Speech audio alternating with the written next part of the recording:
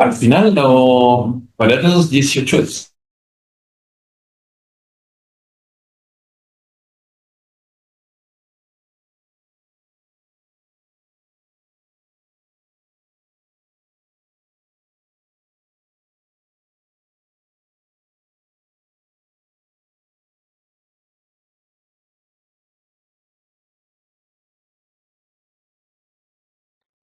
Buenos días a todos y a todas. Es un gusto realmente dar comienzo a la decimosexta sesión del ciclo, decimosexta, no pasa el tiempo, decimosexta sesión del ciclo Historia Dialogada, Clio ante el espejo, que tenemos el gusto de organizar con mi compañero Alberto Hernández Pérez, que hoy nos acompaña a la distancia.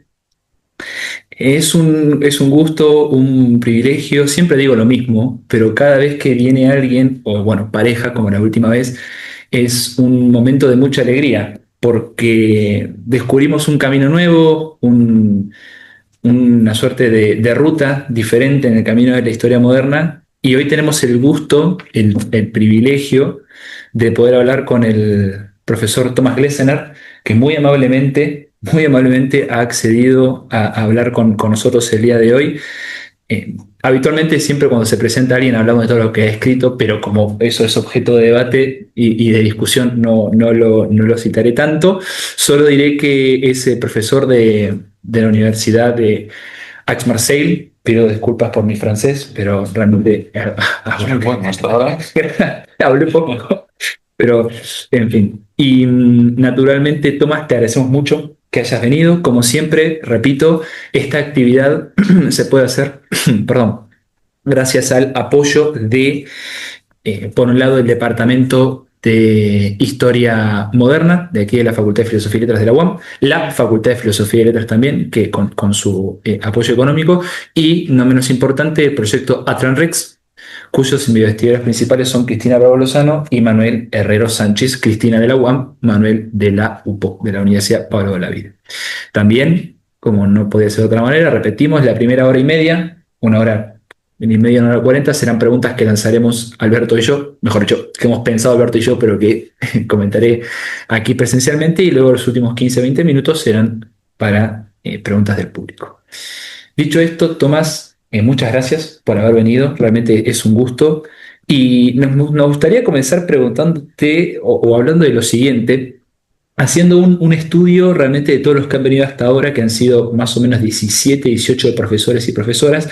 A la hora de preguntar sobre la tesis doctoral, naturalmente siempre surge la figura de un director o directora que no solo orientó la investigación, sino que aconsejó en esos momentos que todos tenemos de dudas y de no saber cómo seguir y por dónde orientar la investigación.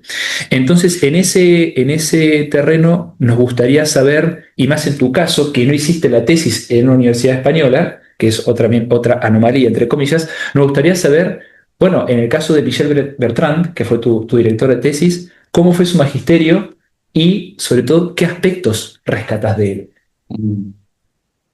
Bueno, antes de empezar, muchas gracias, Mario, muchas gracias, Alberto, muchas gracias al Departamento de Historia Moderna de la UAM de estar aquí. Es un placer, es un honor, es también que creo que me hago un poco viejo si me invitas a hablar de lo que he hecho. Esa es una consecuencia. Es una consecuencia y bueno, hay que asumirlo. Pero sí, estoy muy agradecido a todos vosotros. Y bueno, sí, es una historia complicada porque al final es también una buena oportunidad de estar aquí hablando de esto porque no sé si ya sabéis, pero en Francia tenemos la habilitación, que es un poco Ajá. como la acreditación Ok. aquí en España, pero es una forma un poco diferente porque la habilitación es realmente como una etapa en la cual tienes que presentar un trabajo inédito, que sería como una segunda tesis, y un libro para publicar, pero que tiene el formato de una tesis. Y luego el otro aspecto es la habilitación a catedrático. El otro aspecto es escribir como una egohistoria, que es un pequeño, sí, bueno, es un libro que nunca se publica, Ajá. pero que son como unas cientos y pico páginas que tienes que escribir sobre tu vida y tu obra. Y entonces bueno, estoy en ello Estamos en y proceso de hacerlo. el proceso de hacerlo, y entonces esas cosas pues me las planteo de sí, pero ¿cómo he llegado hasta aquí? Y intentando también, ¿sabes?, poner un poco de coherencia en una trayectoria que por definición es muy incoherente en general, porque al final han sido, bueno, cosas de encuentros, oportunidades, bueno, casualidades. Y Ujú. luego lo que tienes que hacer en ese trabajo de egohistoria es decir que al final todo lo tenías pensado desde el Claro, primer día sí, y sí. que todo tiene una lógica fantástica. Hay una coherencia interna. Una coherencia interna, por supuesto, porque no hay una obra decente sin una coherencia interna. El problema es que no existe, tienes que reconstruirla. Entonces es muy complicado. Entonces yo creo que tu pregunta ya, bueno, me pone ya en dificultad, ¿eh? Claro, Porque, suele pasar. porque sí, al final, Michel Bertrand es interesante, porque Michel Bertrand, bueno, como se sabe, es un americanista, especialista de la historia de las finanzas en Nueva España. Y fue un poco por casualidad, porque yo creo que he sido el único doctor que ha dirigido la tesis sobre historia de España. Ok, Y fue eso una casualidad porque yo en realidad la tesis lo he hecho en cotutela entre la Universidad de Lieja y la ujú. Universidad de De Toulouse. Toulouse. Y el problema es que en la Universidad de Lieja yo quería hacer historia, bueno, estaba en la historia de España, historia de América, no sabía muy bien dónde iba a aterrizar. Y en la historia de España en Lieja, porque también el localismo en Bélgica es muy fuerte, Ok. es muy fuerte. Y entonces cuando llegué queriendo hacer primero una tesina sobre historia de España, me acuerdo de mi director, porque mi codirector, Franz Birler, ahí en Lieja, me dijo, pero historia de España en Lieja, pero no estamos en Bruselas.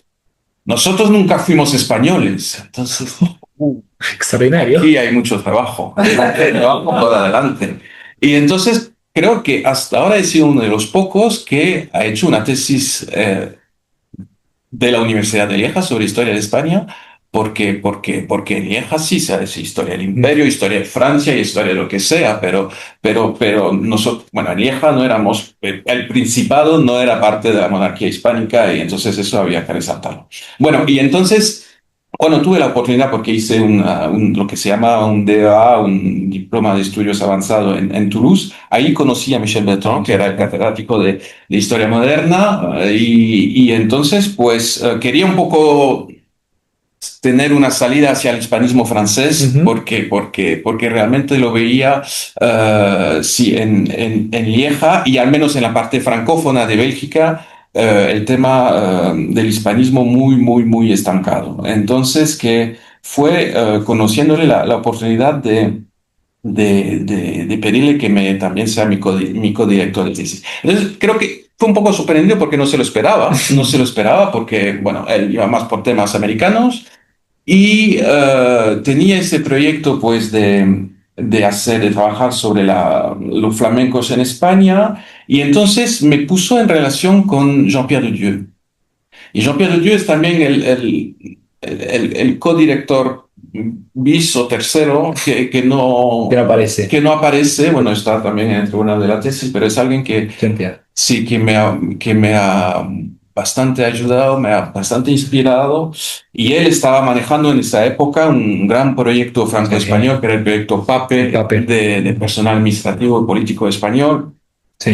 Y entonces, pues, él estaba muy interesado en esa cuestión de los extranjeros en España, de la movilidad de los flamencos en la España del siglo XVIII. Y entonces él fue un poco como, digamos, Michel Bertrand era como el padrino De y todos. de De todos. Y todos. Jean-Pierre de Dieu ha sido, digamos, el que en el día a día bastante me ha enseñado y me ha enseñado casi, bueno, he tenido el honor de tener realmente pues clases particulares de historia de la España del siglo XVIII con de Dieu en el jardín de la Casa Velázquez. Bueno, unas experiencias así fantásticas, fantásticas. Y, y entonces sí, Michel Bertrand, él me ha bastante ayudado, digamos, sobre todo al nivel personal, al nivel profesional, Ujú. a hacerme un hueco dentro del hispanismo francés. Ujú. Y eso ha sido realmente una persona muy importante y digamos que yo no conocía nada de la historiografía francesa porque, bueno, yo había leído, había hecho una estancia Erasmus en España, entonces conocía la historia de España primero a partir de la historiografía belga, luego a través de la historiografía española de ese entonces, estamos hablando de finales de los años 90, principios de los años 2000, entonces fue realmente como descubrir digamos, todo ese, el desarrollo de los estudios, digamos, imperiales, había, bueno, bueno, toda mi generación había leído a Geoffrey Parker y luego pues habíamos leído esos primeros estudios sobre la historia imperial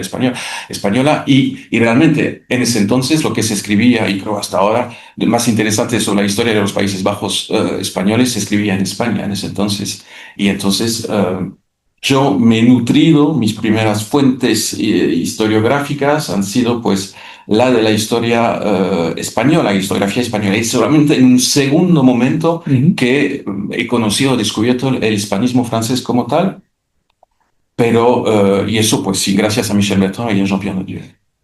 En ese sentido, también cada tesis de las personas que han venido tienen particularidades, el tema o quizás las fuentes o quizás también el marco que ellos toman para analizar. En tu caso particular, hay dos elementos que al menos a nosotros cuando estábamos haciendo el trabajo de acopio, que fue por supuesto muy extenso, nos percatamos de dos detalles que te quiero preguntar. Primero es que es un rango cronológico extensísimo, ¿no? De 1700 a 1823, analizando las huellas reales, 120 años, realmente muy extenso.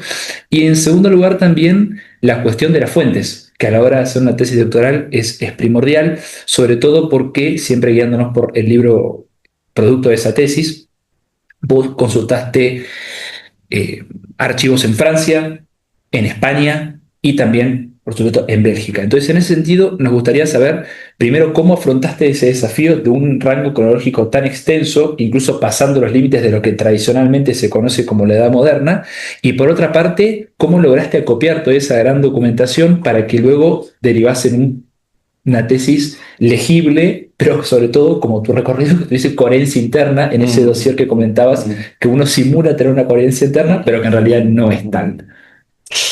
Sí, bueno, el libro del Imperio de los Exiliados al final es el resultado de, sí, varios, también casualidades en algún sentido. Realmente el primer proyecto de tesis no era eh, flamencos, españoles en Flandes. Realmente fue ese el primer proyecto de tesis, Españoles en Flandes. españoles en Flandes. Y lo que pasa es que cuando empecé a hacer el corpus, ya había hecho algo de eso, la tesina en Lieja era sobre eso, los españoles en Flandes. Y lo que pasa es que me encontré en Bruselas con una documentación extraordinaria que fue la correspondencia privada del Marqués de Croix, que el Sí. Marqués de Croix, que era el virrey de México, y es son 900 cartas escritas entre España y Lille, la ciudad de Lille, donde estaba la casa de Croix. Y son unas cartas increíbles. Y es ahí que, pues precisamente aportando esa documentación, hablando con Michel Bertrand, con Jean-Pierre Ledieu, que ahí fuimos adaptando el proyecto diciendo, no, es mejor meternos en el siglo XVIII, más bien que en la época de los Austrias, y un poco cambiar la orientación de la tesis. Y entonces, realmente, muchos de los temas que en los cuales me he metido también ha sido porque me encontré en un momento con una documentación en la cual la documentación se te impone, es decir, se te impone, es decir, que te encuentras con algo y dices, mira, es que esto hay algo, esa documentación ¿Condiciona quizás? Tal vez. condiciona, eso sí. Y luego, pues, entonces fue eso el primer corpus, digamos, y en un segundo momento, pues fue en Simancas, es un sitio que conocía bastante bien, y ahí donde encontré, pues, donde había, no lo encontré, se sabía muy bien que estaba, pues, toda la documentación de la Guardia Real en la Secretaría de Guerra. Y eso, pues, también iba de 1715 hasta 1800. Entonces era también como una coherencia del fondo y bueno, que ese fondo al final ha sido la columna vertebral del estudio y, digamos, cruzando y comparando con esa correspondencia privada, que me permitía también pues tener, digamos, la documentación administrativa y también otra perspectiva Mm. más privada desde las cartas de los cuadros. Entonces, ha sido un poco así que el marco cronológico se ha impuesto porque al final las fuentes me dirigían a eso. En ese sentido también un aspecto que creo que nos puede interesar a muchos de los que estamos aquí presentes es que tu tesis, implícitamente, tiene mucho de el debate sobre qué se consideraba ser extranjero en la Edad Moderna. Y en ese sentido se nos ocurrió con Alberto quizás traer a colación lo que otra historiadora ha dicho, en este caso Tamar Herzog, que lo comentábamos antes, para ver qué opinás, cuál es tu reflexión o cuál es tu propia concepción de la extranjería respecto a que ella entiende que es un continuum, ¿no? Está el que es plenamente natural, porque nació en un territorio, porque habla ese idioma o lo que fuese, luego está el que es extranjero totalmente, en los términos más actuales de haber nacido en otro reino o en otra ciudad, lo que sea, pero ella entiende que en el medio hay muchas instancias intermedias que definen si uno está más cerca de esa extranjería o más cerca de ser un natural.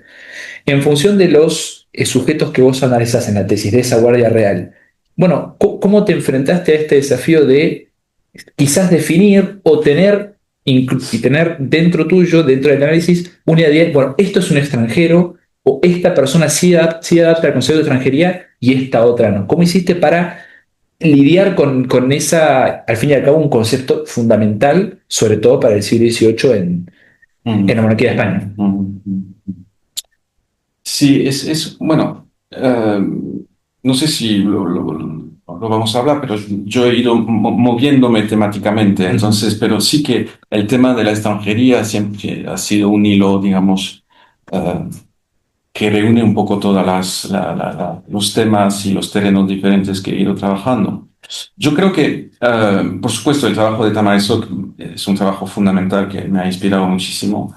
Pero siempre, digamos, el tema de la extranjería es complicado porque plantea el tema, digamos, de las categorías y siempre desde el principio es una pregunta que ha sido central en el trabajo, es decir, precisamente, ¿de qué estamos hablando cuando hablamos de extranjeros? Y si extranjero lo tratamos como una categoría, ¿sabes? Como dicen los antropólogos, étic o emic, es decir, Ujú. ¿es una categoría de los investigadores o es una categoría de los actores? Y entonces, por ejemplo, trabajando sobre los flamencos, eran extranjeros solamente desde el punto de vista de los historiadores. Es decir, Claro. que Una visión presentista, tal vez, una visión presentista, pero digamos, es interesante porque nos permite esa visión, esas preguntas siempre están ancladas en el presente y nos permite pues trabajar sobre esos grupos de extranjeros desde nuestro punto de vista. Pero lo que pasa es que esa gente, como el escrito es que nunca se han considerado, hasta principios del siglo XIX, nunca se han considerado como extranjeros. Entonces no es una categoría EMIC, pero sí una categoría ética. Entonces, que al final eso me ha llevado a trabajar sobre, digamos, no tanto como extranjeros, como una corporación de nación, como Ujú. naciones. Y naciones, pues sí, es una categoría de gente que viene desde fuera, pero que no precisamente no se considera como extranjeros, pero como una forma de un cuerpo dentro de una sociedad corporativa, definiéndose respecto a un territorio, pero que se consideran en relación con el rey y por lo tanto no se pueden considerar como extranjeros. Entonces, la pregunta de si esos flamencos eran extranjeros, se planteaba solamente precisamente en su relación con el reino, porque respecto al rey siempre ha reivindicado, pues Ujú. precisamente un protagonismo y unos derechos exactamente comparables y equivalentes con los vasallos de España. Y entonces, digamos que dependiendo de las situaciones, efectivamente se los podía tachar de extranjeros, pero en general en relación con el reino, con las ciudades, con las comunidades locales, en el cual ahí sí que precisamente se les podría decir, hasta aquí no llegan. Ujú. Pueden tener los empleos del rey, pueden tener todos los títulos que quieran, pero a la hora de obtener un empleo, de obtener unos beneficios eclesiásticos o a la hora de instalarse en una ciudad, ahí sí que vamos a ver quién es realmente un natural o no un natural. Entonces es un poco eso de entender cómo podría funcionar esos grupos en la... y cómo la corte al final era también un sitio de legitimación política en el cual se pudieron mantener durante 120 años en España pretendiendo que eran vasallos del rey, mientras precisamente tenían poco anclaje en el reino. En ese sentido, y adelantándonos un poco también, pasando ya al que ha sido tu tema de investigación central, que es la nación flamenca en el ejército de la monarquía de España. Creo que lo comentábamos hace unos días con Roberto, creo que lo comentábamos, esta idea y te pregunto al respecto, para comenzar, que habitualmente se suele pensar a 1700, ¿no es cierto?, en la monarquía de España, y esto lo discutís mucho en tus textos, tanto en términos extranjeros, ¿no?, como una continuidad y como una ruptura respecto a esa presencia de extranjeros en la monarquía de España, ¿no es cierto? Hay algunos quizás argumentos que van más por la idea de una continuidad, otros historiadores han ido más por lo que ellos consideran que es una ruptura. Creo que si no recuerdo mal, citas mucho los trabajos de Didier Ozonam, que habla mucho sobre esta cuestión, y a mí nos interesaría saber, en primer lugar, cómo en tu estudio o en tu concepción general identificás a 1700, digamos, como fecha, pero sobre todo ese cambio de dinastía, con la coyuntura de la guerra de sucesión, si en tu opinión, y sobre todo con los flamencos, es una continuidad, es una ruptura, o si por el contrario es una combinación de lógicas que perviven y otras que se extinguen. Digamos que es curioso cómo ese concepto ha cambiado bastante en función precisamente de los temas que he ido investigando. Por supuesto, ha sido central en el trabajo sobre los flamencos, pero ahora en los otros estudios que estoy llevando, por ejemplo, ahora sobre las comunidades de cristianos orientales, también sobre los musulmanes de Cartagena, bueno, es una pregunta que casi ha desaparecido por completo, es decir, que digamos que la guerra de sucesión que ha sido tan presente en ese primer trabajo y sobre la presencia de los flamencos parece realmente como un suceso secundario cuando Sí. lo abordas desde otros temas y te das cuenta que al final pues no ocupa todo el ámbito, el paisaje de la sociedad al mismo momento y desde diferentes puntos de vista. Entonces, digamos, esa pregunta le he planteado mucho en el trabajo sobre los flamencos, porque efectivamente ahí sí que, digamos, era algo central. Eh, Didier Osanam ha sido, pues sí, también una persona muy importante en el hispanismo francés, una persona muy impresionante también, porque yo lo conocí, bueno, creo que ha fallecido hace 2 o 3 años, creo, Didier Osanam, creo casi con 100 años y ya era muy anciano cuando lo conocí y tuve la suerte de ir a su casa, en su apartamento en París. Y era un señor así que, bueno, nunca trabajó con ordenador, por supuesto, era de la generación de antes. Y era antes de que publicara ese catálogo de los capitanes generales que publicó en la Universidad de Córdoba. Y, Ujú.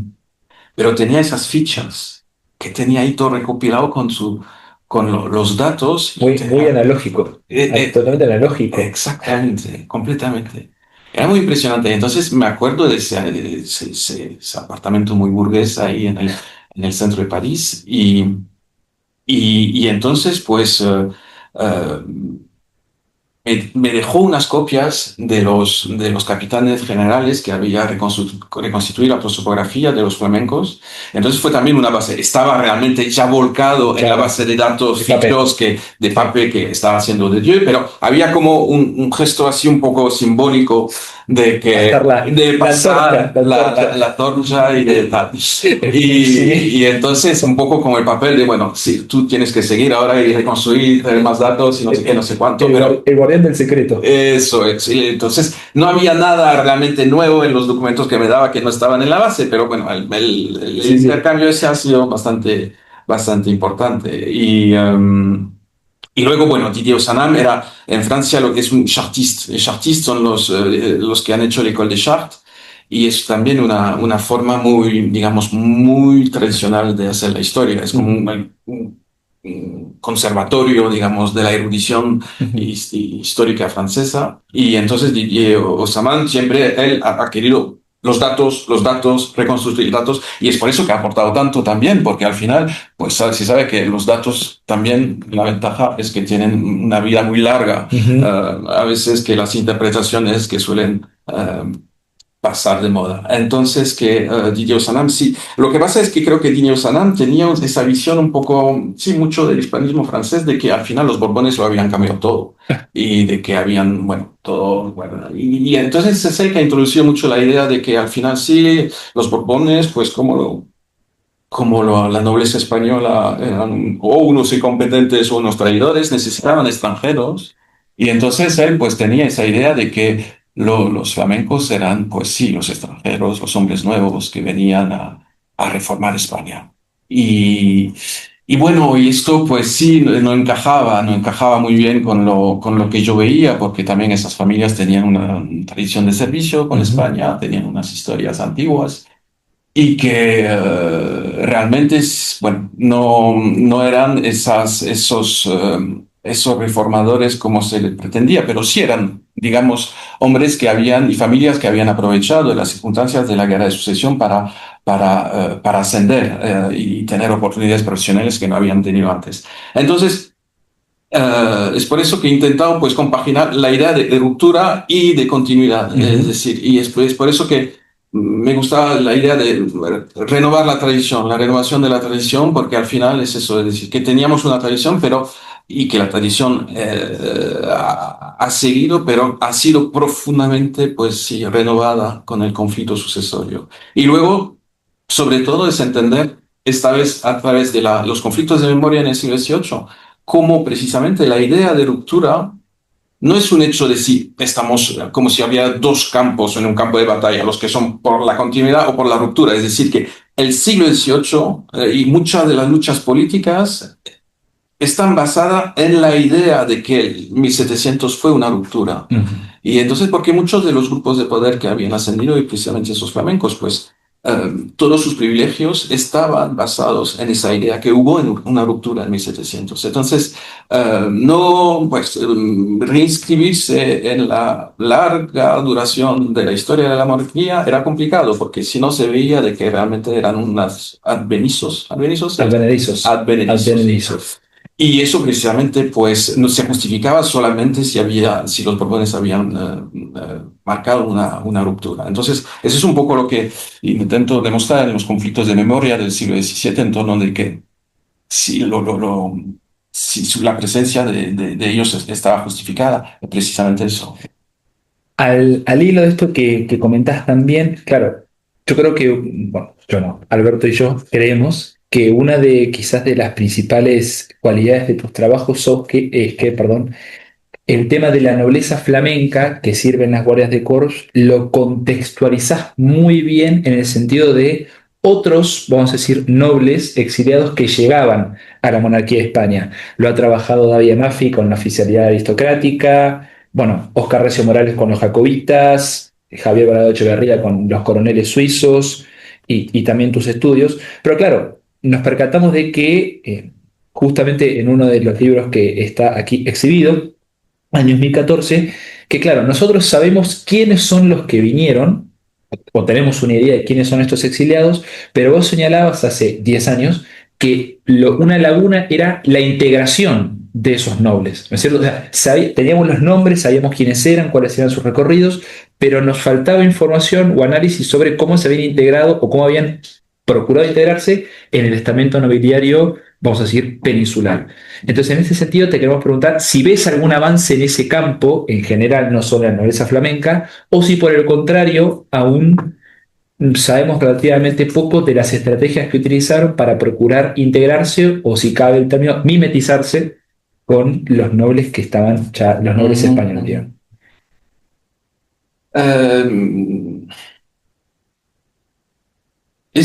bueno, es una pregunta complicada porque Yo creo que sí, la investigación ha sido avanzando. Lo Ujú. que pasa es que yo también me he ido moviendo hacia otros ámbitos, entonces tampoco tengo la visibilidad sobre digamos, las últimas investigaciones sobre el tema. Lo que sé, porque en eso estoy muy atento, es que creo que hay una perspectiva eh, que nos falta precisar, digamos, que sería la integración económica. La integración económica de que, sobre todo de cómo la alta oficialidad borbónica ha sido también, creo, una élite económica que ha invertido mucho dinero. Mucho dinero. Y esa conexión, digamos también que es una desconexión historiográfica entre la historiografía, digamos, más de la institución militar y la historiografía más de los temas haciendísticos, de historia económica y tal. Y entonces um, por ejemplo, y eso lo he visto un poco nada más a través de la documentación notarial, de ver hasta qué punto esos militares pues fueron inversores en las compañías de América, fueron inversores en las manufacturas en España.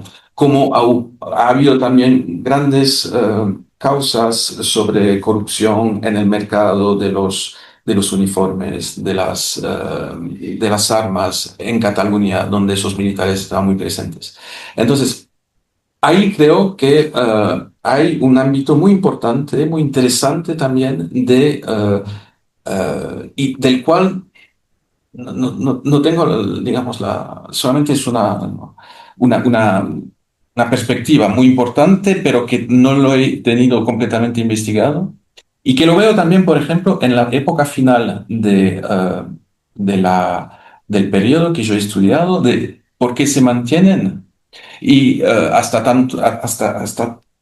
a principios del siglo XIX, y muchas de esas familias, por ejemplo, fueron, que familias también digamos, de la nobleza y de la burguesía del norte de Europa, que fueron después, a inicio del siglo XVIII, inversores en la minería española, por ejemplo, y luego, pues, fueron también los que motivaron al gobierno belga en los años 1800, digamos, 40, 50, a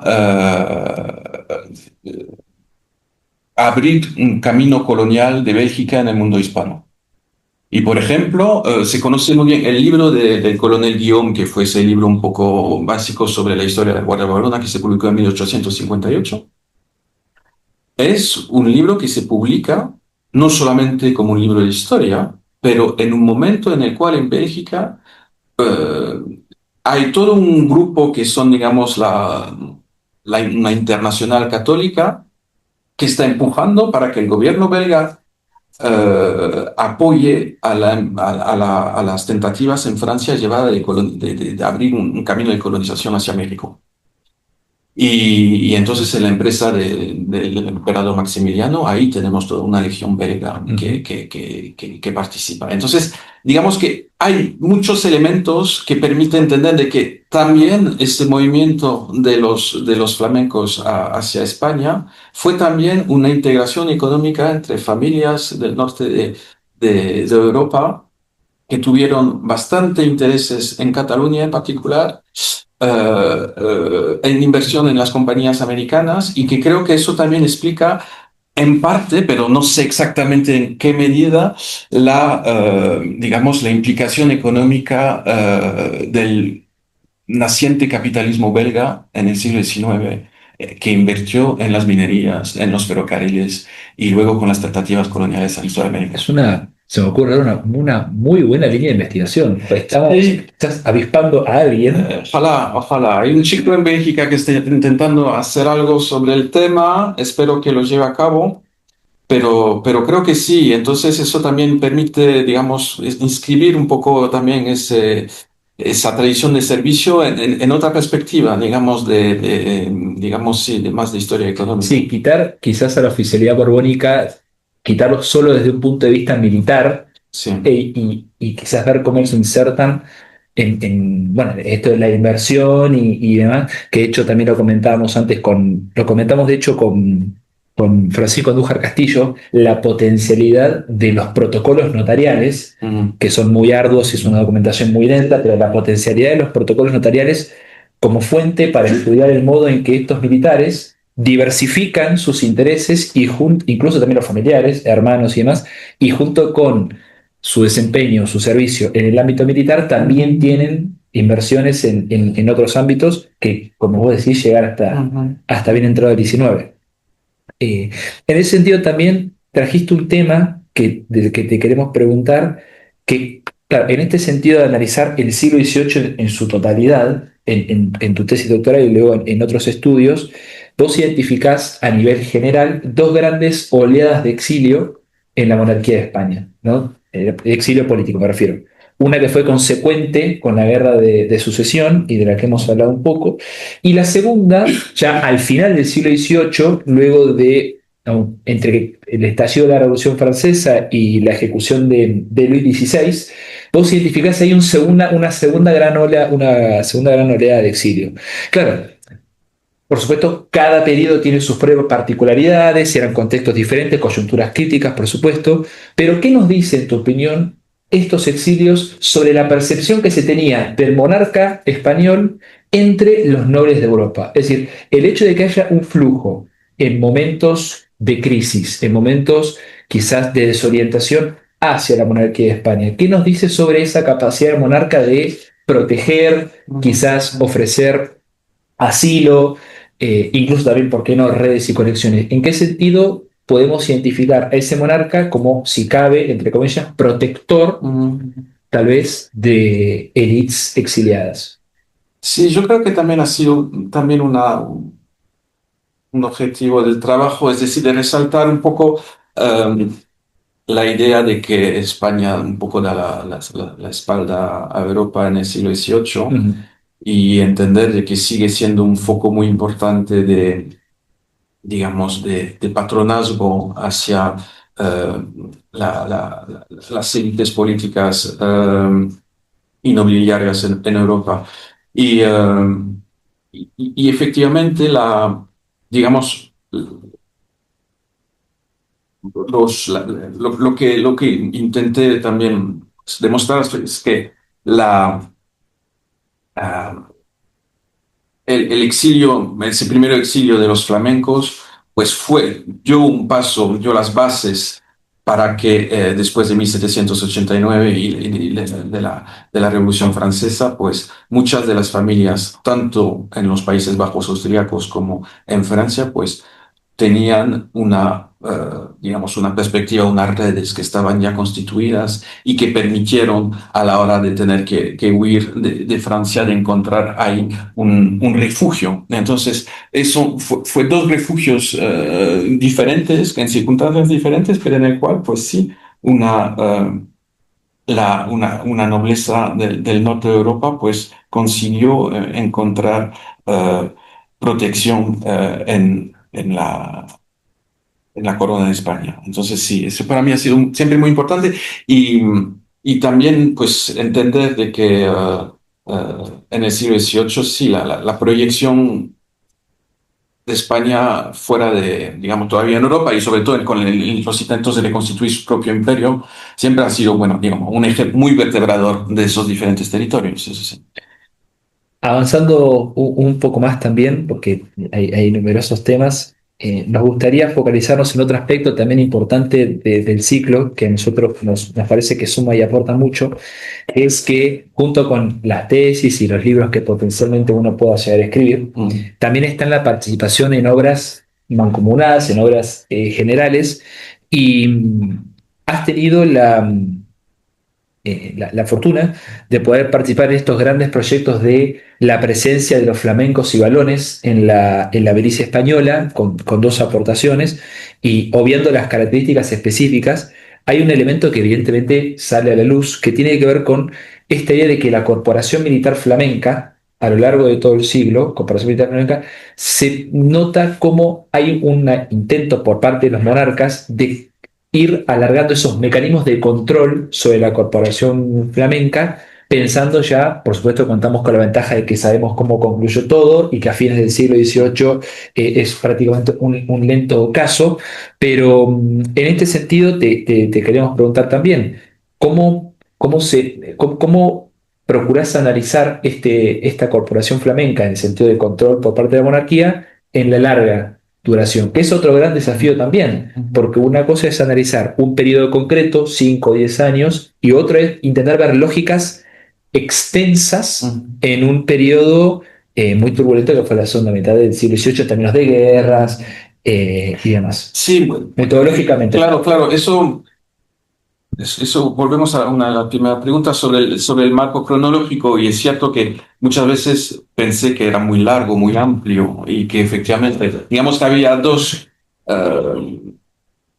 posibilidades de cerrar esto. Tenía su lógica también, digamos, en la primera mitad con el reinado de Felipe V, porque esto, bueno, le daba mucha coherencia. Y luego una vez que lo amplías, es que dices, pero no estoy diluyendo un poco la cuestión o la temática. Y pienso que había un elemento decisivo que era precisamente el cambio generacional. El cambio generacional, porque cómo uno puede seguir pretendiendo ser flamenco y reivindicar los derechos de la nación de Flandes una vez que ha nacido en España. Y entonces eso para mí ha sido, digamos, un momento muy importante de la investigación, porque y entonces, y también que plantea unas preguntas, es decir, ¿estoy hablando de flamencos? ¿Estoy trabajando sobre los flamencos? Y al final, es decir, no, estoy trabajando sobre los derechos de la nación flamenca, que no es lo mismo, porque los derechos de la nación flamenca pueden ser reivindicados por gente de toda procedencia, y de hecho había a finales del siglo XVIII, tenemos gente que tiene un tartabuelo que es flamenco y que reivindican la nación flamenca como si fuera suya. Entonces, ahí te das cuenta de que realmente, pues, cuando hablamos de naciones, no hablamos tanto de gente como de derechos. Y entonces, y esos derechos han sido un poco como, ¿sabes? No sé cómo se dice en español, las muñecas rusas. Mamushka. La matrioshka. Hasta que se abren. Exacto, es eso. Tenía otro término. ¿Cómo? Yo tenía mamushka, pero no sé si es exacto. Matrioshka. Claro. Que son Sí. dentro de la. Eso es. Gracias, Sabrina. Y entonces es que al final, partiendo de la más pequeñita, es decir, que de los derechos de la nación flamenca, dices, pues muy bien, ¿qué es los derechos de la nación para esa gente? Pues son detalles de precedencia, de reclutamiento, de equivalencia entre la Guardia Valona y la Guardia Española y tal. Sí. Cosas que si los miras desde fuera son cosas técnicas, de pura historia militar. Pero te das cuenta que efectivamente esos derechos van anclados en las instituciones militares flamencas, y que al final esas instituciones militares están dentro de la institución borbónica militar, y que esa institución militar va dentro del aparato del Estado. Entonces, te das cuenta de que esos derechos de la nación flamenca, si los vas observando, pues, y cómo cambian, te permite también entender cómo todo el resto va cambiando. Entonces, yo siempre he ido observando la más pequeña de las muñecas, pero dando cuenta de cada vez que algo cambiaba en la muñeca más pequeñita, en realidad es que había todas las otras muñecas que estaban cambiando, y es lo que explicaba que las transformaciones que yo estaba observando, pues a un nivel, digamos, milimétrico. Y entonces es por eso que he utilizado los derechos de la nación flamenca como un elemento de continuidad que me ha permitido, digamos, intentar dar una lectura de las transformaciones de la institución militar y de los cuerpos, digamos, privilegiados dentro de la institución militar. Y entonces eso, lo que llamo el corporativismo flamenco, es precisamente esa capacidad de ese generalato, esas élites militares, de mantener unos privilegios a lo largo de un siglo, más de un siglo. Y entonces, en un momento en el cual realmente es un anacronismo, cuando estamos en el 1780, todavía siguen reivindicando cosas que consiguieron en 1703 o 1704 y que todavía lo mantienen en 1785. Entonces, ¿cómo eso es posible? Y entonces ahí pues nacen las preguntas, y intentas un poco entenderlo. El reto que ha sido para a finales de siglo, a partir de los años 1700, para Carlos III, Carlos IV, digamos, intentar reformar esas corporaciones que Felipe V había creado a inicio del siglo. Hablamos de corporativismo, hablamos de implícitamente de colectivos, de muchos sujetos que comparten X determinada característica. Pero una de las cuestiones que también te queríamos preguntar, más que nada una cuestión no tanto concreta sobre el tema de investigación, sino cómo vos percibís en fin, la historia en general, es que cada invitado que ha venido, nos sucedió con Roberto cuando comentó sobre las élites en Navarra en la guerra de sucesión, nos sucedió con Enrique Sobremesa cuando habló de los judíos conversos, con Francisco Andújar Castillo cuando habló de la tila de Madrid y demás, es cuán representativo, esto te lo pregunto al hilo de la familia de los Croix, la que has analizado en sagas familiares francesas, que se publicó creo que el año pasado, si no recuerdo mal, cuán representativo es un caso particular. Me refiero, ¿qué conclusiones o cuáles son los peligros quizás tal vez de procurar sacar conclusiones generales de un caso particular que puede ser, digamos, muy interesante por todo lo que trae consigo, pero que tal vez es, digamos, anómalo en comparación con otros sujetos de la misma corporación extranjera? Esto lo pregunto también porque lo comentamos con Francisco Andújar Castillo sobre esta idea de la nueva biografía histórica, que es imposible construir una biografía de un personaje sin tener en cuenta su contexto. Pero por otra parte también quizás es peligroso concluir sobre un caso particular. Entonces, en este punto de los Croats, una familia que estuvo 3 generaciones sirviendo, en fin, ¿cuáles son si vos tenés alguna suerte de dificultad o problemática en cuanto a estas preguntas de si puedo elaborar hipótesis generales o si por el contrario es un caso particular muy interesante, pero solo un caso particular? Pues eso creo que te ayuda mucho la prosopografía. La prosopografía te permite hacer un tratamiento, digamos, masivo de las trayectorias individuales y familiares, y entonces siempre te permite, digamos, colocar tu caso particular dentro del ámbito general.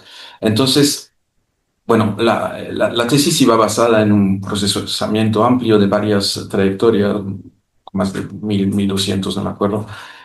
Pero, por supuesto, cuando haces ese tratamiento tan general, solamente pues es al revés, es decir, solamente puedes llegar a unos datos cuantitativos que no tienen ningún tipo de interés si no los vas, digamos, ilustrando con casos particulares. Y entonces, pues, de esas tantas trayectorias, yo hice un estudio aprofundizado, digamos, de unas 30 familias, y de esas 30 familias, digamos, unas 5 o 6 que realmente conocí como si fueran mis propios familiares.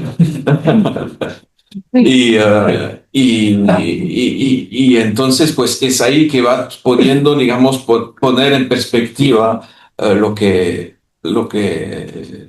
la especificidad de los casos. Pero realmente yo no me preocupo mucho de la representatividad. Creo que realmente los casos particulares es lo que da también todo el jugo de la investigación. Sí, Exactamente. Entonces sí, siempre tienes que tener en cuenta un poco las formas de generalización, pero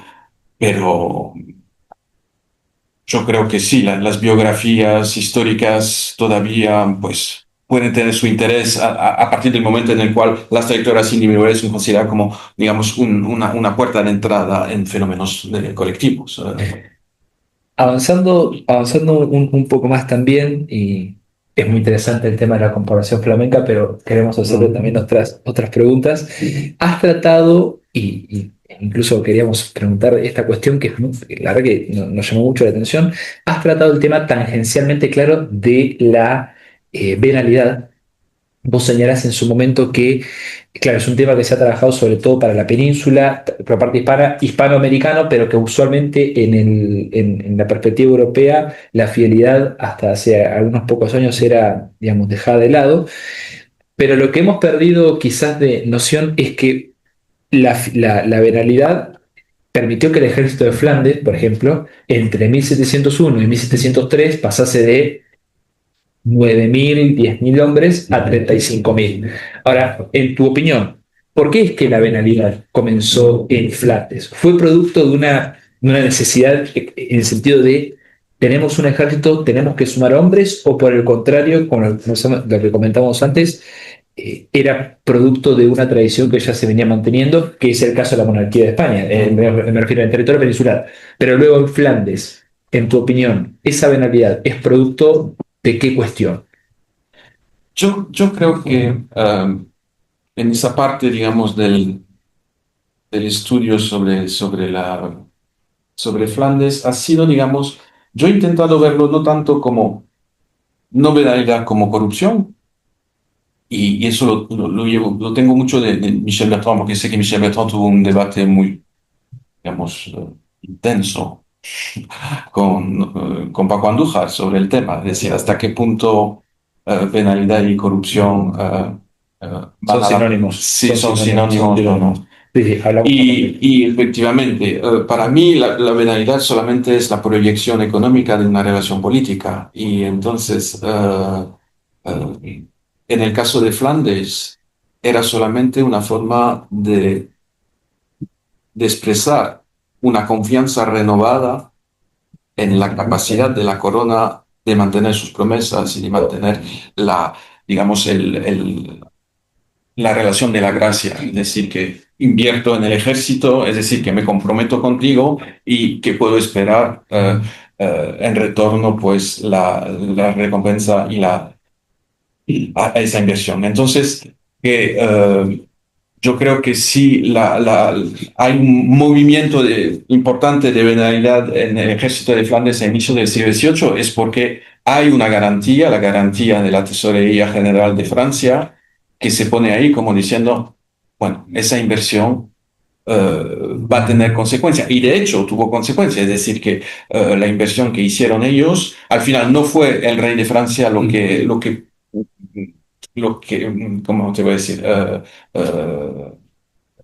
Mantuvo su promesa, pero fue Felipe V que la mantuvo en España. Y entonces la inversión que fue puesta en Flandes, al final fue recompensada en España en los años siguientes. Entonces sí, para mí ha sido ese movimiento de finalidad, de venalidad, perdón, precisamente la forma en la cual se podría materializar una nueva relación entre las élites de Flandes y la nueva dinastía, sí. En esta idea también de la inserción de las élites, que lo comentamos anteriormente, una forma bastante frecuente era las órdenes militares, ¿no es cierto? La concesión de hábitos y demás. En este sentido, ¿qué ventajas, en tu opinión, qué ventajas ofrece esa beta de análisis para analizar a la integración de las noblezas exiliadas, pero al mismo tiempo qué dificultades, qué problemáticas o tal vez qué precauciones deberíamos tener utilizando los expedientes de las órdenes militares para intentar analizar justamente la sociabilidad de estas élites flamencas? Digo, sobre todo pensando en que muchas veces los que respondían a las preguntas de los interrogatorios eran prácticamente familiares, amigos, conocidos, compañeros de armas incluso, en el caso de los militares. ¿Cuáles son las desventajas o las precauciones, mejor dicho? Yo creo que tenemos una visión también y sobre todo de las encuestas de las órdenes militares como un proceso, como se presenta, un proceso externo Ujú. de una institución que viene a controlar las calidades de un personaje.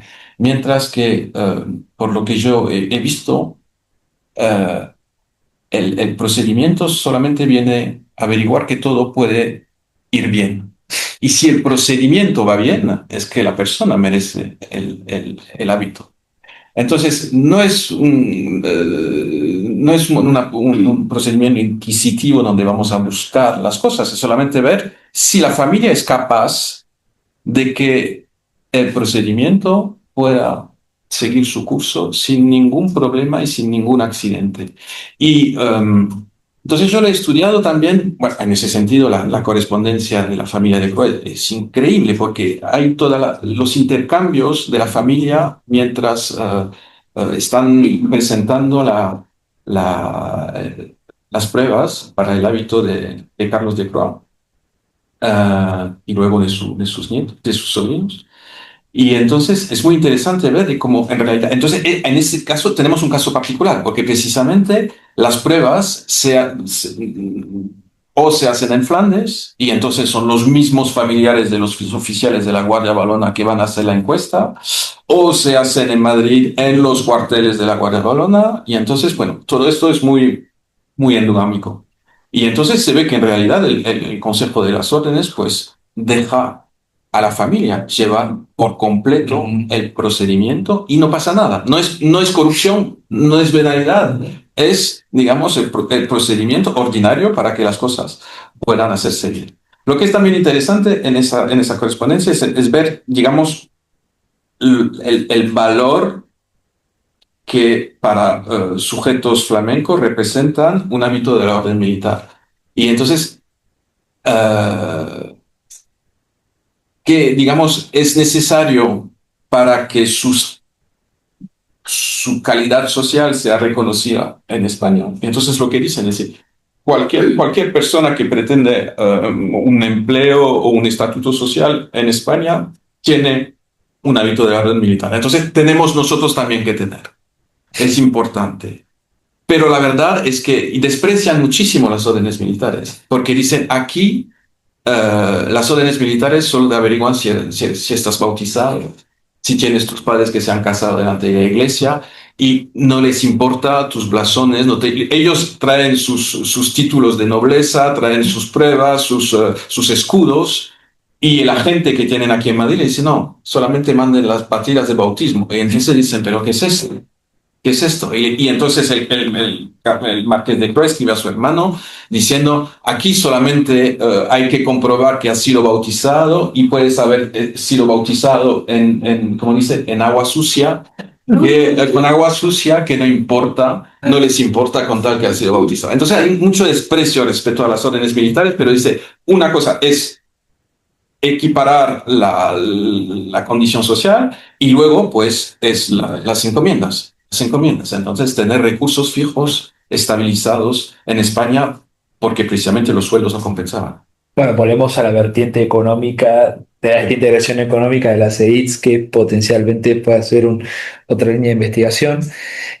Sin embargo, en los últimos años digamos, has escogido ir por otros ámbitos de investigación, más allá de las guardias flamencas, que ha sido básicamente tu línea.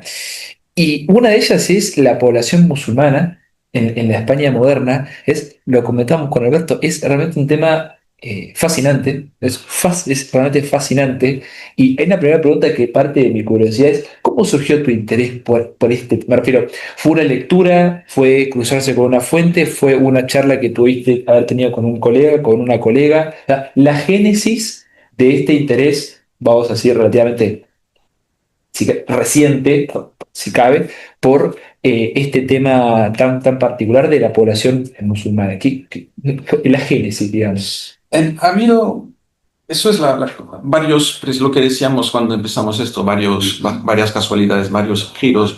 También lo que es la investigación son encuentros, influencias, gente que te ayuda digamos, a avanzar en el procedimiento intelectual. Ha habido casualidades. Primeramente es que mi vida profesional ahora la he hecho en Aix-Marseille. Claro. En Aix-Marseille, y entonces también ese cambio temático ha sido vinculado a esa situación geográfica nueva. Es decir, que Aix-Marseille es uno de los polos más importantes en Francia de historia del Mediterráneo, donde hay un ambiente intelectual de investigación muy, muy potente y muy alentador sobre esas temáticas. Entonces, era también, una vez que estás ahí, cómo te vas insertando, si te quedas aislado trabajando sobre el norte de Europa o si vas adaptando tus temáticas también, digamos, para tener otras colaboraciones. Y fue también unos encuentros y un encuentro con una historiadora francesa que se llama Jocelyne Dacliat, que estaba llevando en ese entonces pues, un gran proyecto sobre la historia de los musulmanes en Europa en la época moderna, y que me preguntó, no sé por qué me invitó en eso, porque no estaba identificado para nada con el tema, y me dijo, hay musulmanes en los ejércitos de Rey de España. Buena pregunta. Buena pregunta. Pues dije, pues no lo sé, dijo, pero por supuesto que no, dije en principio, porque cómo va a haber musulmanes en el ejército de España. Entonces había el caso de los, como de los de Orán, ¿y cómo se llama? Almogatases, los mogatases de Orán. Pero eso no era la cuestión. Me dice, no, los mogarates lo conozco muy bien, pero digo, me dicen en los ejércitos que no. Y luego, pues, esa pregunta siempre me quedó un poco en la cabeza y estuve buscando y al final, es que sí, es que hay, había, por supuesto, había mucho. Y no convertido, no conversos, sino realmente todavía musulmanes. Entonces, pero también trayectorias así un poco de gente que cruza el Mediterráneo y tal. Y de esclavos fugitivos o cosas así, ¿sabes? Entonces, eso siempre me había quedado en algún momento en la cabeza. Luego fue también otra persona muy importante que ha sido Simona Ceruti y precisamente eso estamos hablando del 2010, 2012, en el cual pues publica ese libro muy importante que se llama Extranjero y lo que te decía que se está traduciendo al español, pero que ha sido Extranjero, ensayo sobre una condición de incertidumbre. Entonces Simona Ceruti tira un poco más del hilo de Tamara Herzog y articula la cuestión de la extranjería, pues en una perspectiva bastante interesante, diciendo los extranjeros no son los que vienen de afuera, sino los que tienen digamos, una situación de fragilidad social en una comunidad local. Entonces, que es una condición de incertidumbre sobre tu condición social cuando de repente tienes un momento de fragilidad. Que eso puede ser el caso de un huérfano, de una viuda, de un mercader que muere sin conocer a sus descendientes y tal. Entonces, es, digamos, una forma de entender la extranjería de una forma mucho más ética, por lo tanto, es decir, realmente lo que significa ser extranjero desde la condición jurídica en la mente del antiguo régimen. Y ha sido también una forma también digamos, de ampliar. Los extranjeros son las categorías de personas frágiles, los que socialmente son las personas que socialmente son más frágiles. Entonces, en ese sentido, dices, pero mis flamencos eran realmente, en ese sentido, no eran extranjeros, no tenían nada, ningún tipo de fragilidad social, o muy poca, realmente, eran grupos privilegiados. Entonces, eso también me ha llevado también a interesarme, a dejar un poco el mundo de la corte, el mundo de la nobleza, para ir también al mundo más de los subalternos. Y eso también en un ámbito también de la historiografía francesa, de la historia social, que está también, digamos, muy involucrada con esos temas. Es decir, que los temas de la historia de la nobleza, de la historia de las élites, pues digamos que no es la tendencia, no es la tendencia general y y que en vez hay digamos, una perspectiva subalterna, decolonial, de género, que es también muy importante en la historiografía francesa actual.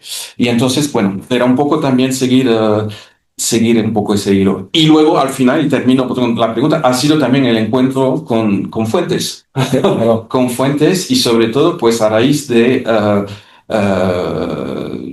eso, del caso de de una mezquita, la mezquita de Cartagena, que funciona en mediados del siglo XVIII, en los años 1730. Y entonces ha sido, pues sí, un caso que se conocía porque como Maximiliano Barrio Gonzalo lo había puesto en su libro, y de repente dices, pero ¿cómo eso puede ser? ¿Cómo eso puede ser que haya una mezquita en 1734 en Cartagena?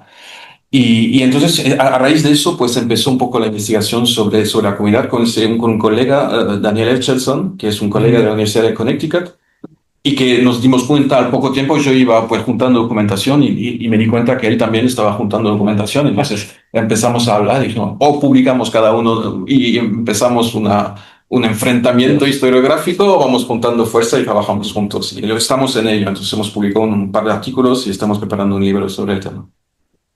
En ese sentido, esta pregunta no la habíamos pensado, pero ya que lo mencionás, justamente, ¿cuáles son las fuentes, los documentos de esa población musulmana en Cartagena en pleno siglo XVIII? Me refiero, son cartas, son quizás registros de presencia de algún musulmán en concreto, son quizás No, eso, expedientes. bueno, ahí volvemos al tema de la ruptura, es decir, que siempre se ha pensado eso en la historia de otra historiografía, lo de la esclavitud, del cautiverio y tal, de que realmente esa historia era una historia del siglo XVI y XVII y que luego el siglo XVIII era solamente una paulatina extinción de Ujú. un mundo mediterráneo que ya no...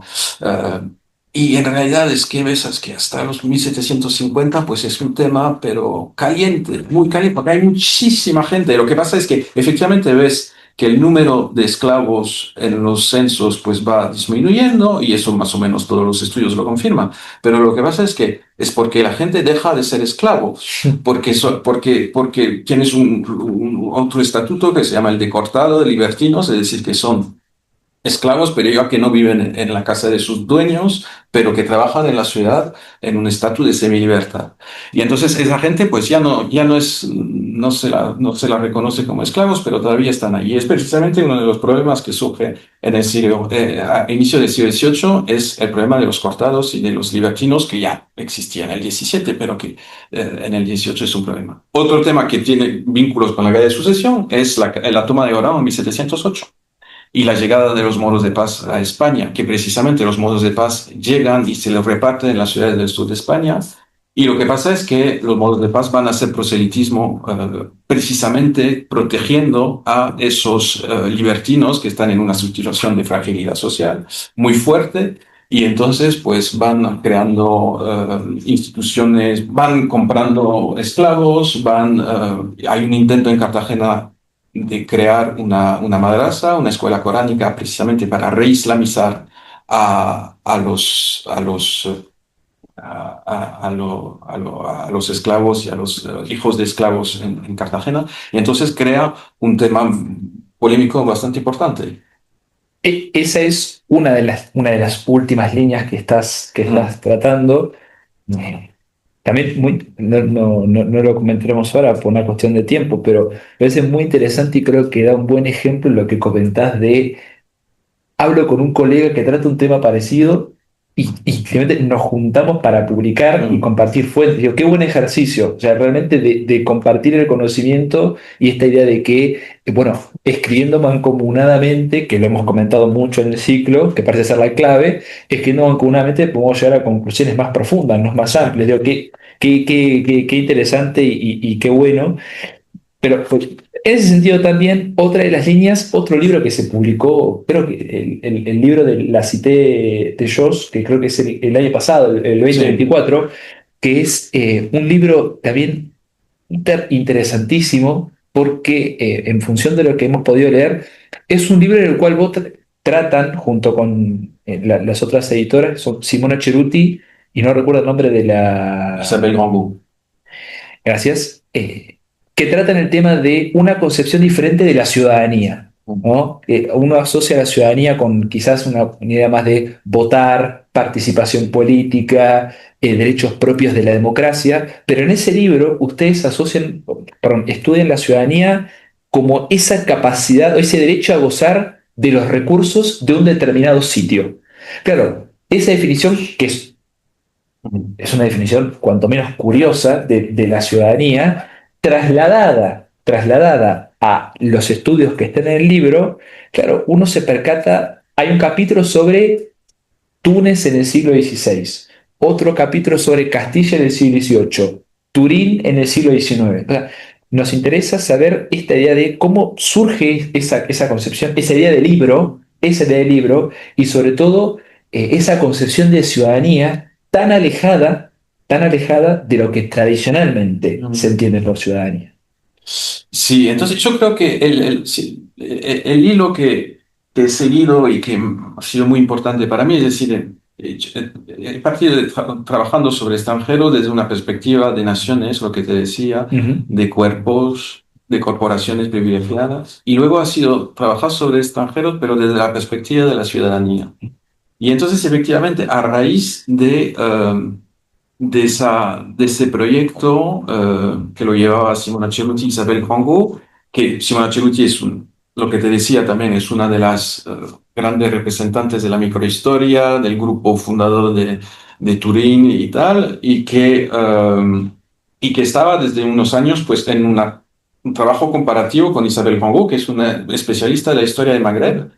Y entonces, pues, digamos, trabajando en temas aparentemente completamente diferentes y luego viendo que había muchas cosas que encajaba sobre las formas como se definía la comunidad política. Entonces es muy interesante porque si partes, por ejemplo, de una situación como el Magreb, en el Magreb la ciudad como tal, como cuerpo político no existe, la idea de la comunidad política no existe, Ujú.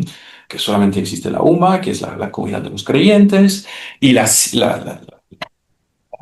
cité, la república como tal, no existe en el derecho musulmán. Sin embargo, ves que la gente igual en las ciudades de Magreb, pues existe la condición de vecino existe y, y ves muy bien una clara identificación de los habitantes con la ciudad. Entonces, a partir de eso han llevado un poco un proyecto de entender, pues, lo que es ser miembro o no miembro de la comunidad política, siguiendo también el hilo de Tamareso, que es decir, que la comunidad política no se define a la escala del rey y tal, pero antes que todo se define a la escala local de las comunidades locales, que tienen la capacidad de, digamos, de integrar o no a gente y luego que una vez que estás integrado en una comunidad local puedes pretender ser considerado como natural del reino.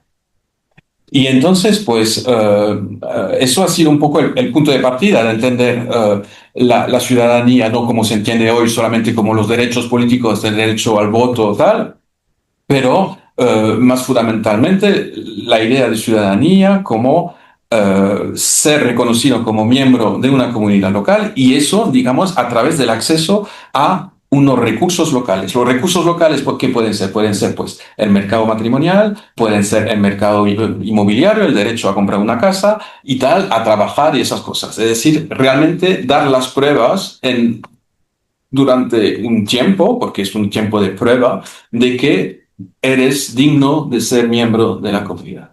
Y entonces, pues, es ahí que realmente ves que estés en España, en Italia, en Magreb, las cosas más o menos van funcionando de la misma manera. Y que realmente lo nuevo es el cambio de la definición actual de la ciudadanía, que lo ha reducido, digamos, a solamente unos derechos políticos y luego, pues, ha hecho de la ciudadanía un título que te lo otorga el Estado central. Pero eso es algo muy reciente. En el antiguo régimen, pues precisamente era algo que se gestionaba a escala local. Claro, leyendo el índice y la introducción del libro, es un ejercicio de historia comparada, podemos decir, pero sin trazar parámetros en común. Es como que la comparación se va haciendo a medida que uno va leyendo los capítulos del libro. Y también otro elemento, ya antes de dar paso a las preguntas del público, las últimas cuestiones, la semana pasada no, perdón, el viernes pasado, perdón, cuando hablamos con Susana Truchuelo y Mafalda Suárez de Acuña, que vinieron, ya participaron del proyecto Resistance. Bueno, participaron, Mafalda era la que lo llevaba, lo dirigía. eh, y una de las dificultades que ellas señalaban fue, esto tiene que ver con las contingencias, fue justamente la pandemia. La pandemia corta, al menos temporalmente pone un fin al proyecto, luego se retoma, pero en el caso del libro, de esta investigación de la Cité de Joux, nos gustaría que nos comentaras qué significó trabajar también con profesores, y historiadores, historiadoras, investigadores en general, de otras universidades que no necesariamente eran francesas, y cómo en la pandemia tal vez condicionó ese trabajo en común que luego, por supuesto, terminó con la publicación del libro. Pero Claro, entiendo que sí. también la investigación tiene que haber sido poco ardua en función de las limitaciones que impuso la situación Sí. sanitaria. Pues nos pilló la pandemia en un momento en el cual ya las investigaciones estaban hechas. Entonces, eso fue una ventaja. Pero nos pilló en el momento de producción del libro. Entonces, Más difícil quizás, más sí, arduo. sí, pero nos permitió vernos de forma mucho más a menuda, mucho más Ah, seguida. claro. Mucho más seguida porque nos vimos durante no sé cuántos meses, una vez a la semana. Lo que en tiempo normal no es posible porque tenemos miles de compromisos, hay que pagar miles de viajes y entonces al final lo que cambió la pandemia es también la costumbre de hacer esas cosas de videoconferencia. Entonces que De acuerdo. nos ha permitido pues sí hacer un trabajo muy, muy integrado. Entonces como lo dices en el libro pues sigue siendo un libro por capítulos, Ujú. pero esos capítulos pues sí que han sido leídos y comentados de una forma integrada que yo nunca había conocido antes. También ha sido una experiencia de colaboración eh, bastante fuerte, porque al final, pues, cuando tienes, no sé, al final, digamos, 12 o 15 en el libro, 12 13. Y, 13 me parece. y entonces, cuando tienes 13 personas que han leído tu capítulo, y que te machacan durante 3 horas, pues Algo bueno va a salir. algo bueno tiene que salir. Y sobre todo que estamos trabajando, llevamos años trabajando. Entonces, sí que realmente ellos, ninguno era especialista de historia de España, pero todos veían desde su propio terreno los puntos en el cual podíamos trabajar. Entonces, ahí sí tienes que apoyar porque esto, pues desde mi punto de vista, es lo que permite establecer, digamos, comparaciones o conexiones. Y entonces es por eso que sigue siendo un libro, digamos, organizado por capítulo de forma tradicional, pero en el cual precisamente las articulaciones se hacen a la lectura de los capítulos, que están escritos de tal forma de que las conexiones son posibles. Pero no queríamos tampoco hacer un libro de síntesis, Ujú. pero queríamos mantener, digamos, las peculiaridades de cada caso. La idea del comparatismo no es, digamos, llegar a un modelo general del cual, pues, todas las particularidades desaparecen, pero mantener la especificidad de cada caso, Ujú. pero cada caso presentado y analizado de tal forma que las comparaciones se pueden hacer a la lectura. Hemos hablado mucho de investigación, pero también hay otra cuestión que a nosotros nos preocupa mucho, que es una cuestión central, que la hemos tratado con todos los y las invitados, que tiene que ver con el tema de la docencia. Con el tema de la docencia, con el tema de enseñar historia moderna. En tu caso, quizás la pregunta es más pertinente, dado que, digamos, das clase no en España, sino en Francia. Y en este sentido, nos gustaría que nos comentases justamente cuán desafiante es enseñar historia moderna eh, frente a unos tiempos en los cuales quizás los estudiantes están permanentemente bombardeados de información y la universidad es uno de los tantos sitios en los cuales uno puede argumentar que aprenden. Entonces, desde el punto de vista del docente, ¿cuáles son quizás tal vez algunos consejos o algunas tácticas o algunas técnicas o lo que fuese para intentar que la docencia sea algo mucho más placentero y que realmente vaya más allá de el docente hablando 2 horas sobre determinado tema? Me refiero, ¿cómo hacer a la clase más dinámica, pero sobre todo interactiva, en tu opinión? Si es que se puede. Es un tema que hablamos mucho con los colegas, ¿Eh? porque, porque también es esto lo que van pasando los años y la ruptura generacional también Eh, se marca con los alumnos. Hubo un tiempo en el cual éramos casi de la misma generación, ahora cada vez menos. Entonces, ¿cómo mantener el contacto con una generación que, digamos, que es diferente? Ujú. Y, y sin caer, digamos, en las críticas clásicas de los profesores de que era mejor antes, el nivel estaba. Decían que Aristóteles ya decía que el nivel era mejor antes. Claro, ¿Sabes? claro. Entonces, Todo que tiempo pasado fue mejor. exacto. Entonces dices, es algo que es del gremio, del profesorado, de considerar que antes era mejor que tal. Entonces, es un poco la dificultad. Y además tenemos retos de solamente, estamos en una economía de la atención, en el cual la atención de los alumnos como la nuestra está bastante solicitada y efectivamente la capacidad de concentración de cada uno de nosotros está disminuyendo. Entonces, es algo que hay que tomar en cuenta. La cuestión es si las clases tienen que hacerse divertidas para seguir captando la atención si tenemos que entrar en el mercado de la atención o si tenemos que asumir nuestra posición y lo que nos permite la institución. Es decir, si queremos dar una charla de 2 horas, todavía la institución no los permite. Los alumnos no, pero nosotros Claro. todavía no los podemos permitir. Entonces, y también quizás también sea eso, enseñar, es decir, que la universidad sea un sitio en el cual pues desconectamos o intentando desconectar para entrar en cosas. Eso no significa que no hay que cambiar nada en la forma de enseñar, todo lo contrario. Pero no quiero entrar en la gamification, Ujú. ¿entiendes? Es un tema. Es decir, que tenemos que entrar en eso de que todo que tiene que ser un juego. Ujú. Creo que tenemos sí que cambiar cosas, pero también atraer a los alumnos a cosas difíciles, a pensar, a mantener la atención, a tal. Entonces, es el punto intermedio que es complicado. Una línea muy fina. Sí, sí, sí, exactamente. Entonces es siempre una cosa de adaptación, de intentar, de fallar, porque hay muchos fallos.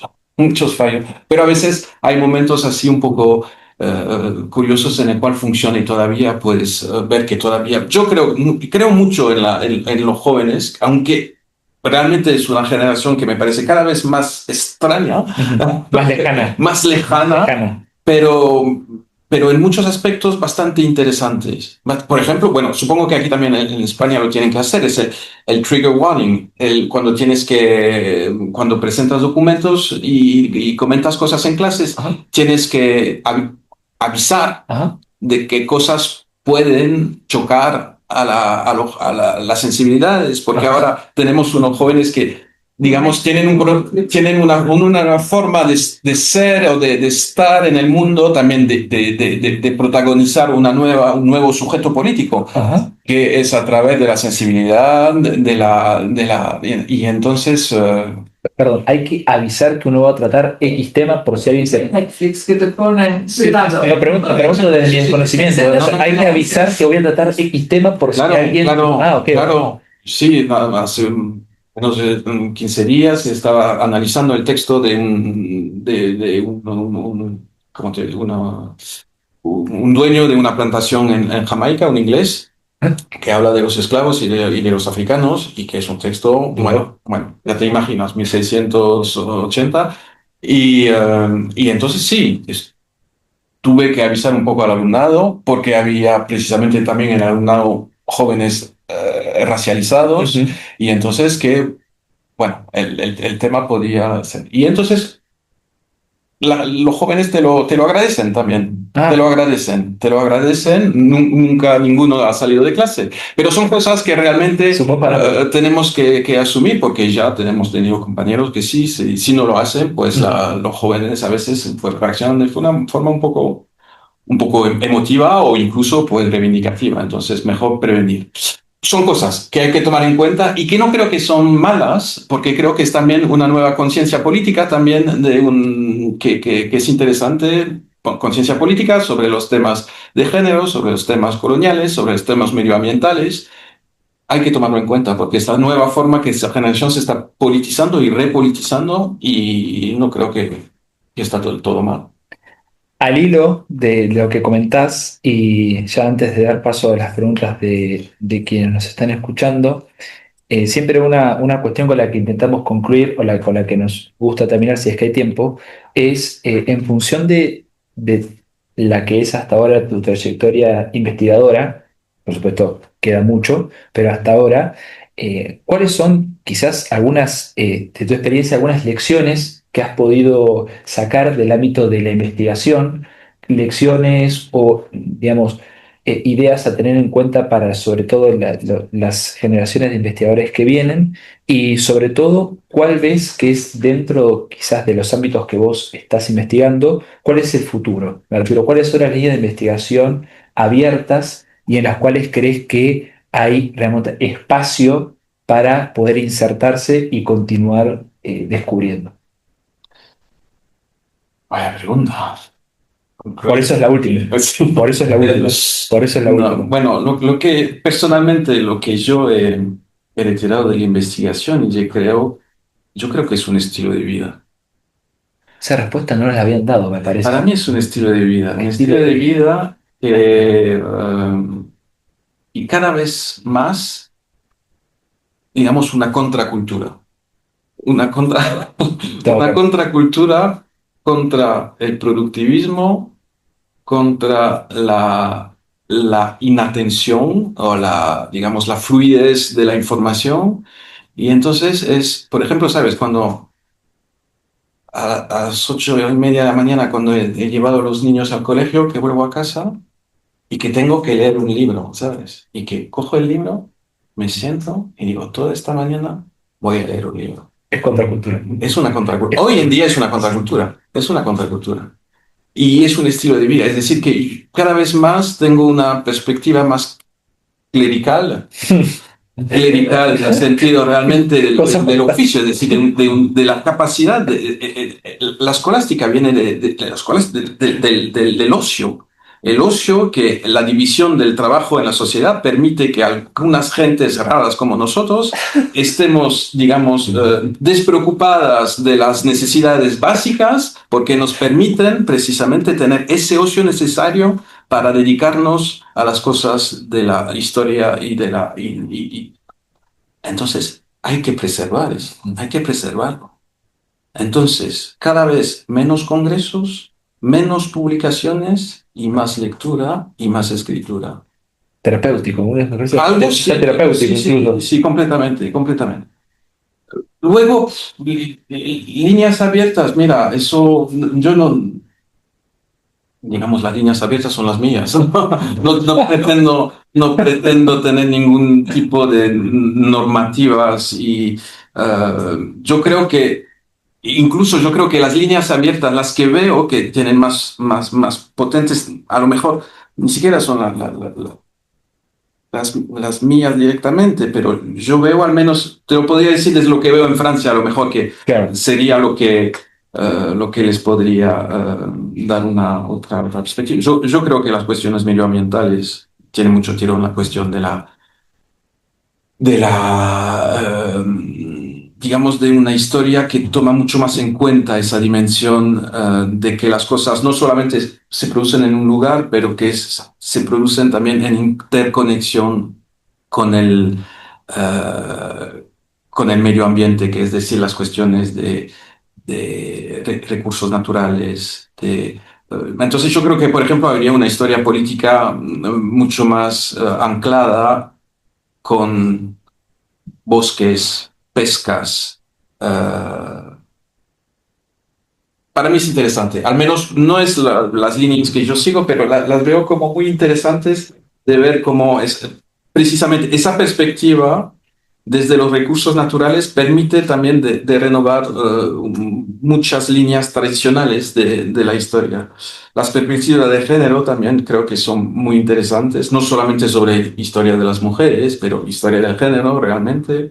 Eh, no sé si, por ejemplo, existe, pero creo que una historia de la masculinidad en el mundo ibérico me parecería, y supongo que ya las existe, pero en la época moderna no, estaría muy interesado leer esas cosas y verlo, digamos, en casos precisos, por ejemplo, pues, no sé, como las órdenes militares Ujú. potencian una forma de un caballero bélico y tal.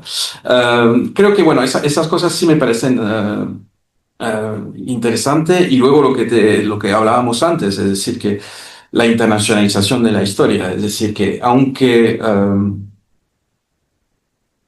nos mantengamos especializados en una, en un lugar preciso, realmente lo que veo es que hay que siempre ahora tener los ojos y las orejas en lo que está pasando por todo el mundo, tanto en la época que estudiamos, que realmente en nuestra época, es decir, que realmente el gremio de los historiadores se ha internacionalizado muchísimo Ujú.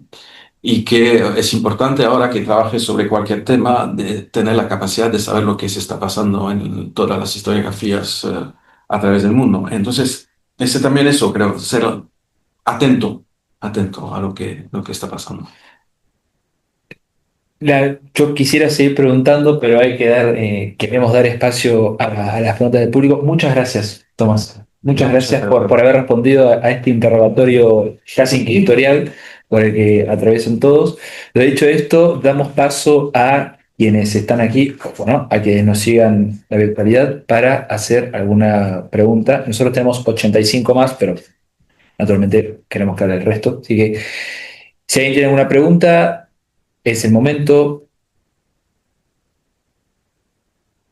Sí, Alejandro. Vale. Bueno, encantado de conocerle Sí. y de escuchar sus reflexiones. Yo tengo una pregunta muy concreta.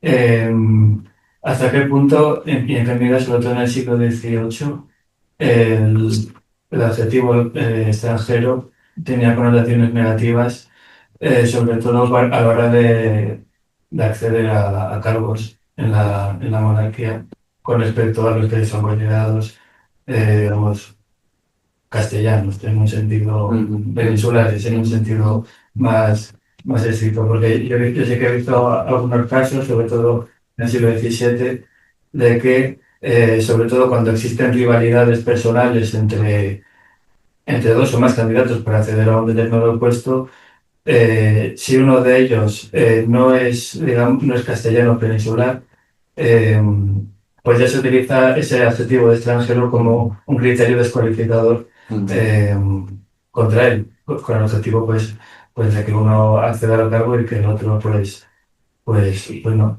No sé si existe, si existen casos así en el siglo XVIII o si existe una evolución o un cambio entre el siglo XVII y el XVIII. No, yo creo que es lo mismo, es decir, que la cualificación de extranjero siempre es peyorativo, sobre todo en una situación concreta como la de la competencia sobre los empleos. Entonces, precisamente, es, eh, había uno de los flamencos que decía eso, nacido no sé dónde, en Mons, creo, en Namur, que decía, llegado a España con 20 y pico años y que pretendía unos empleos y que decía, se le dice que es extranjero y él dice, pues no me pueden decir de extranjero porque 30 años antes de mi nacimiento, mi abuelo era súbdito del rey de España. Entonces, que es una forma de rechazar el cualificativo de extranjero para construir un vínculo imaginario con la monarquía, pero que precisamente permitía ser un miembro y pretendiente legítimo a los empleos. Entonces, que efectivamente hubo una tentativa en el siglo XVIII, digamos, de descualificar a los extranjeros en ciertos momentos, particularmente durante el reinado de Fernando VI, en el cual pues ahí sí tenemos un ambiente más xenófobo y una tentativa de reservar los empleos a los naturales de España, pero realmente no cuaja, no cuaja, no cuaja. Porque esos grupos de nacionales, pues, de naciones, consiguen mantener la idea de que son miembros de la comunidad política. ¿Sí? Sí, no dejan de ser súbditos naturales, aunque sean pues, de Flandes, de Italia o de... Sí, claro, pero es una ficción jurídica. Sí, sí. En los años 1760 es una ficción jurídica, pero que funciona bastante. Sí. Muchas gracias.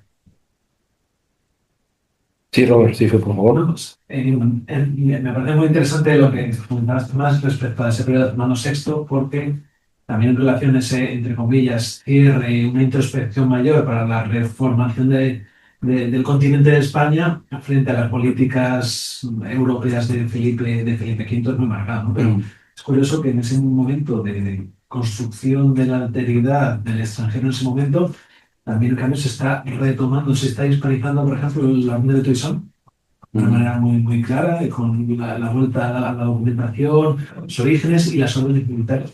Hay una voluntad de introspección histórica en lo español que incluso nace mucho cuando el propio Fernando VI hereda la monarquía.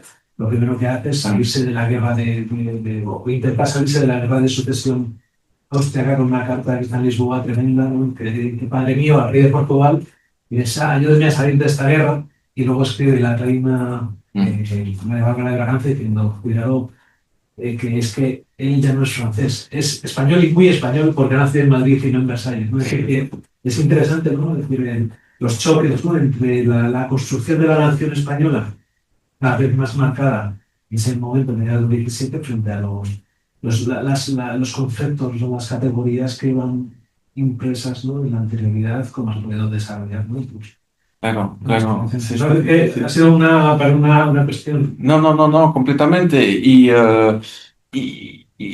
lo que pasa es que ves a partir de los años 1780, 1790, por ejemplo, es que esa idea de que puedes seguir diciendo soy miembro de la comunidad, siendo flamenco puedo ser miembro de la comunidad, eso cada vez es un discurso que es más complicado de mantener.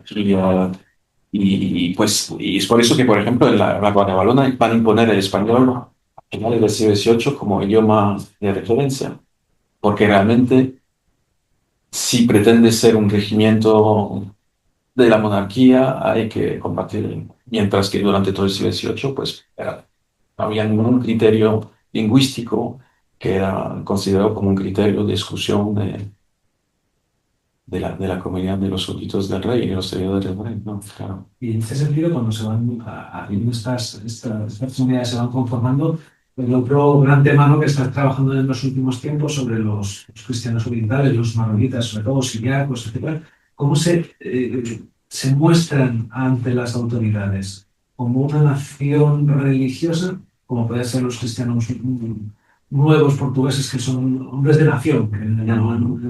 O como una nación étnica o una nación política en el exilio, como ocurre muchas veces con los griegos en el siglo XVII, ¿no? Que hablan de los griegos como una nación exiliada en muchas ocasiones, no con un carácter tan religioso, sino más político.